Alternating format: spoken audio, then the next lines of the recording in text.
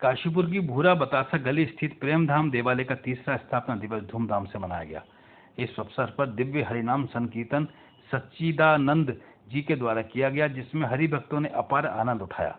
कार्यक्रम में महेंद्र लोहिया, संजय शर्मा, डॉक्टर भारत भूषण, अंकुर गुप्ता, राजेंद्र कुमार, राकेश अरोड़ा, विपिन अग्रवाल, बीके गुप्ता, कौशल गुप्ता, शिखर गुप्ता, विनोद मेहरोत्रा, पूजा गुप्ता, रंजना रस्तोगी, डॉक्टर दिव्या मेहरोत्रा, शिखा अग्रवाल, अलका पाल, डॉक्टर वशिष्ठ, नेहा गुप्ता, श्रेया गुप्ता, राजेश चित्तौड़िया आदि ने भक्तों पर झूम झूम कर आनंद उठाया। दिव्य हरिनाम संकीर्तन के दौरान पूरा पंडाल हरे राम राम राम हरे हरे, हरे कृष्णा कृष्णा कृष्णा हरे हरे के उद्घोष से गूंज उठा। यही नारायण नाम त्रिलोकी में गाते पढ़ते हैं कौन? नारद जी। और इस प्रकार नारायण नारायण गाते गाते अजामिल का भजन होने लगा। दोनों हाथ ऊपर करके बोलो हरे कृष्णा कृष्ण कृष्ण हरे हरे, हरे राम राम राम हरे हरे। राम जन्म नामन्ते ज्ञानवान प्रपद्यते, वासुदेव सर्वमति सा महात्मा सुदुर्लभ। क्या अर्थ हुआ इसका? भगवान कहते हैं कि करोड़ों करोड़ों अनंत लोगों में कुछ ही ऐसे बिरले होते हैं जो अनेक जन्म जन्मांतर घूमते घूमते उनकी समझ में आज ये बात आ गई है कि हमको क्या करना चाहिए? भगवान की भक्ति करनी चाहिए। ये बात उनको समझ में आ गई। तो ऐसे लोग बहुत कम हैं। और इसीलिए जब हरिनाम संकीर्तन होता है, कोई सत्संग होता है, तो उसमें भी अगर मान लीजिए कि 100 लोग बैठे तो 100 में से 10 ही लोग मुश्किल से मिलेंगे जिनका बिल्कुल आई कांटेक्ट से हमको पता लगता है कि वो सुन रहे हैं। और बाकी लोग पता है क्या? बाकी लोग पता है क्या करते हैं? अरे वो उन्होंने बुलाया है ना तो जाना जरूरी है, थोड़ी देर बैठ के आ जाएंगे, है ना। अरे बहुत जिद करके कह रही थी माता जी, है ना, उनकी पत्नी बड़ा जिद कर रही थी कि दीदी आना जरूरी है ना, थोड़ी देर को मुंह दिखा के आ जाए बस। कुछ लोग इस भावना से आते हैं और कुछ लोग ये देखते रहते हैं कि हाँ जी झालरें कैसी टंग रही है ना।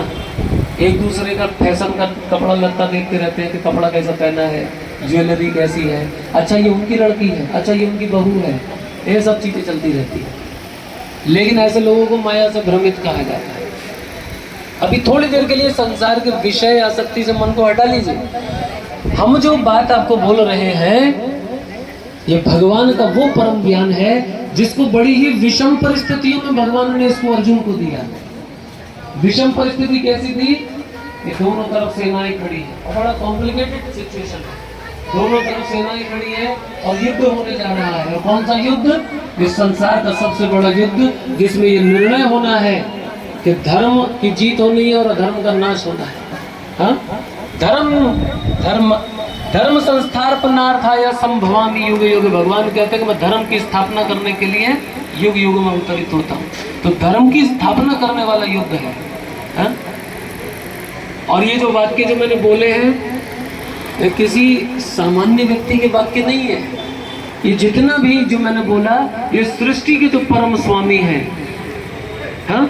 जो गिवर है, ऑब्टेनर है, जो डिस्ट्रॉयर है, अर्थात जो पालन करने वाले, उत्पन्न करने वाले और संहार करने वाले, जो आदि परम भगवान गोविंद हैं, उनके मुख के वचन हैं ये। और किसको सुना रहे हैं भगवान? ये किसको सुना रहे हैं? भगवत गीता किसको सुनाई? हाँ? तो अर्जुन को भगवान सुना रहे। अर्जुन कौन है?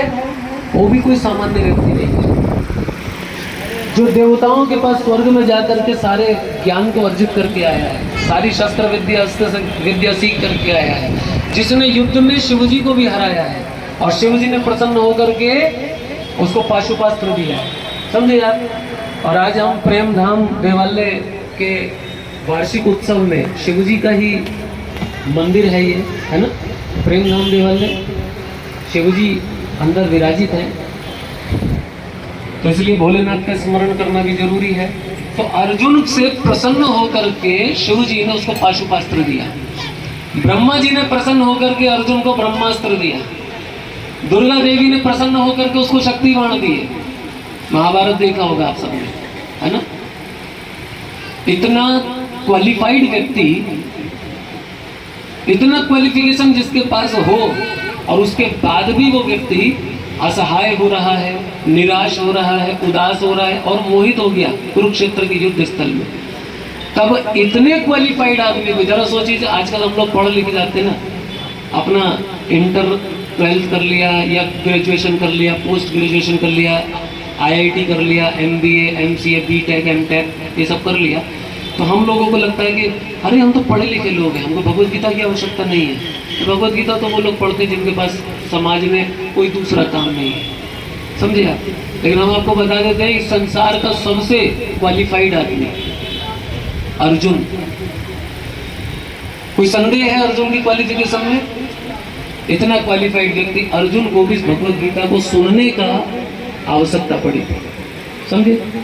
ब्रह्मा जी से जिसने शक्ति प्राप्त कर ली, शिव जी से शक्ति प्राप्त कर ली, देवताओं से शक्ति प्राप्त कर ली, सब कुछ प्राप्त करने के बाद भी उसको भगवत गीता सुनने के बाद शांति मिली। तो आप जरा सोचिए, हम जैसे जो सामान्य जीव हैं, हमको कितनी आवश्यकता है इस भगवत गीता को सुनने और समझने की। लेकिन दुर्भाग्य है हमारे समाज का कि हम ऐसे दुर्लभ ग्रंथ की अवहेलना करके और अपने समय को हम लोग अखबार पढ़ने में लगाते हैं, कॉमिक्स मैगजीन पढ़ने में, मोबाइल पर लगाते हैं, ये सब चीज़ें करते हैं। तो शास्त्र पढ़ना चाहिए, और शास्त्र में इतना दिव्य संदेश भगवान देते हैं कि जो निपट मूर्ख हैं, जो मनुष्यों में अधम हैं, जिनका ज्ञान माया द्वारा हर लिया गया है, तथा जो असुरों की नास्तिक प्रकृति को धारण करने वाले हैं, ऐसे दुष्ट मेरी शरण ग्रहण नहीं करते।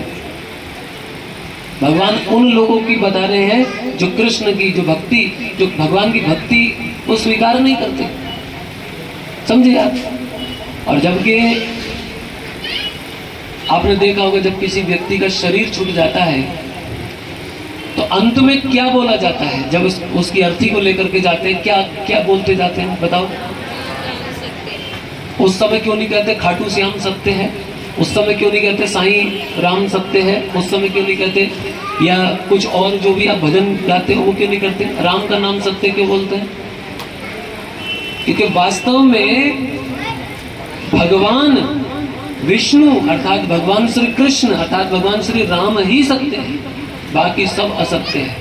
और इस बात की पुष्टि करते हैं शिव जी, बोलते हैं उमा कहूँ अनुभव अपना, सत हरि भजन जगत सब सपना।